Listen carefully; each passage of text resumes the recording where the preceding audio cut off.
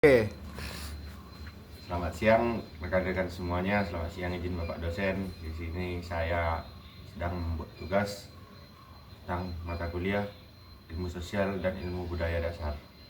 Dan di sini sedang ada narasumber. Sebelumnya perkenalkan, nama saya Adrianus Tompul dari kelas PKUH 23. Dan di samping saya ada narasumber saya. Perkenalkan, nama saya Jufri Luis Galingging. Kegiatan saya sehari-hari itu sebagai pelatih, yaitu pelatih fisik. Oke, di sini saya dengan Abang Jupe ini ingin menanyakan tentang materi pendekatan jurnal yang sudah saya ambil sebelumnya, pendekatan pencegahan dan penanggulangan banjir, jurnal dinamika teknik sipil tahun 2008. Nah, saya ingin menanyakan beberapa hal nih Bang, tentang yang kita tahu dalam waktu beberapa hari lalu yang telah terjadi bencana alam yang terjadi di Sumatera, Aceh, dan Padang. Nah, gimana nih Bang tanggapan Abang tentang bencana-bencana alam ini dan cara penanggulangannya gimana sih kalau dari pandangan Abang sendiri? Kalau dari saya pribadi, yang pertama saya turut berduka cita terhadap teman-teman dan saudara yang berada di daerah bencana alam. Untuk solusi dan penanggulangannya itu, dari saya pribadi itu yang pertama yang dibenahi itu adalah cara berpikir masyarakat untuk menjaga dan merawat kesejahteraan lingkungannya, mau itu dari hutan, kebersihan lingkungan, dengan cara itu tidak melakukan penebangan hutan sembarangan, membuang sampah pada tempatnya. Yang pada intinya saya sampaikan itu adalah untuk tetap menjaga kelestarian alam. Itu dari saya pribadi. Ya, betul.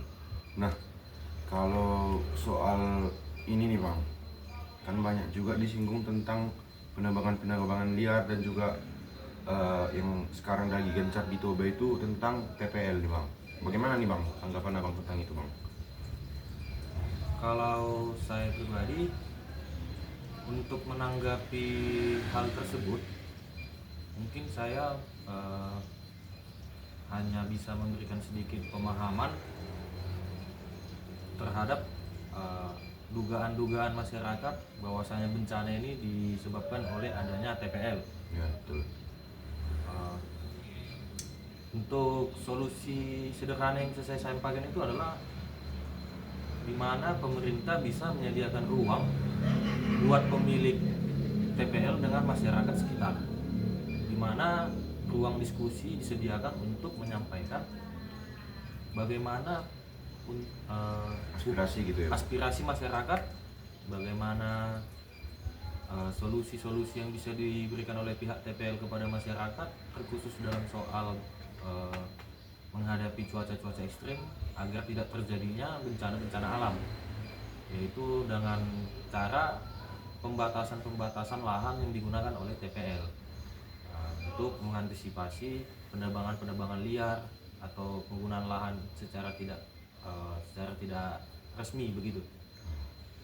Nah, juga di kondisi saat ini Bang, kita tahu akses mobilitas untuk keluar dari Sumatera ataupun masuk dari Sumatera itu sekarang terbatas, dan juga kita tahu keterbatasan BBM ini sekarang sangat memicu aktivitas masyarakat sipil kesehariannya. Gimana nih Bang kalau soal BBM ini banyak sekali sekarang jual minyak ketengan tapi naikkan harga drastis gitu Bang. Tanggapannya Bang gimana nih Bang? Tanggapan dari saya terkhususnya itu kepada masyarakat. Memang pada saat ini kita mengalami kesulitan dalam hal persediaan BBM. Jadi kalau saran atau masukan yang bisa saya kasih itu, saya berikan itu pada masyarakat adalah tetaplah berpikir dengan baik. Maksudnya berpikir dengan baik ini adalah gunakanlah kendaraan itu dalam konteks seperlunya saja. Jika tidak memerlukan menggunakan kendaraan, mungkin bisa menggunakan ya transportasi seperti sepeda, atau bisa ya berjalan kaki jika jaraknya dekat. Dan untuk mengantisipasi BBM ini supaya tidak terjadi permainan-permainan harga, itu masyarakat jangan sampai ketakutan gitu, ketakutannya nggak bisa mengisi BBM, jadi berulang kali pergi ke pom bensin untuk mengisi persediaan minyak. Itu yang membuat adanya permainan harga untuk minyak eceran. Mungkin itu saja Bang ya, diskusi kita pada hari ini. Terima kasih Bang atas waktunya sudah meluangkan saya untuk wawancara ya Bang.